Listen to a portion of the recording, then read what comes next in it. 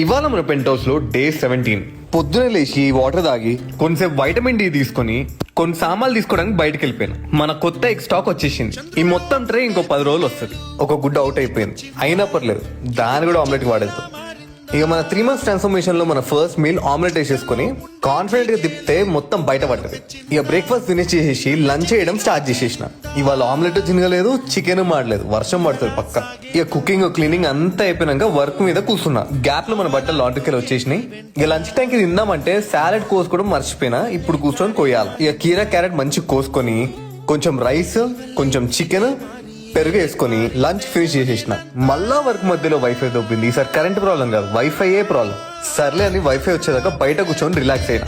ఈ గ్యాప్ లోనే మన అమెజాన్ డెలివరీ వచ్చేసింది. ఇది 1 TB SSD. దీని వల్ల మనకి స్టోరేజ్ ప్రాబ్లం పోతుంది మన ఐఫోన్ నుంచి. లిటరలీ వీడియోలు తీయడం స్టార్ట్ చేసినప్పటికెళ్ళి అసలు నా ఫోన్ లో స్టోరేజే లేదు.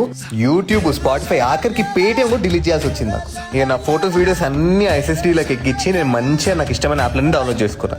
ఇక జిమ్ టైం అయింది కదా, తొందరగా ఓట్స్ తింటుంటే నోరు కాలింది. కరెక్ట్ జిమ్ టైంకి వర్క్ వచ్చింది. ఇక వర్క్ చేసి జిమ్ కి స్టార్ట్ అయ్యేసరికి లేట్ అయిపోయింది చాలా. ఇక తొందర జిమ్ వెళ్ళిపోయి ఇవాళ మనది లెగ్ డే స్టార్ట్ చేసేటప్పుడు పక్కా ఒక సెట్ లెగ్ ఎక్స్టెన్షన్ వార్మప్ కొట్టాలా. ఇక లెగ్ డే లో మన first workout Bulgarian split squats, second hamstring curls.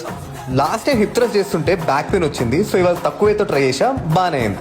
దాని తర్వాత లెగ్ ఎక్స్టెన్షన్ ఇక కాల్స్ ఆల్టర్నేట్ చేసేసి 2 sets ప్లాన్ కొట్టినా అసలు దూల తీరిపోయింది.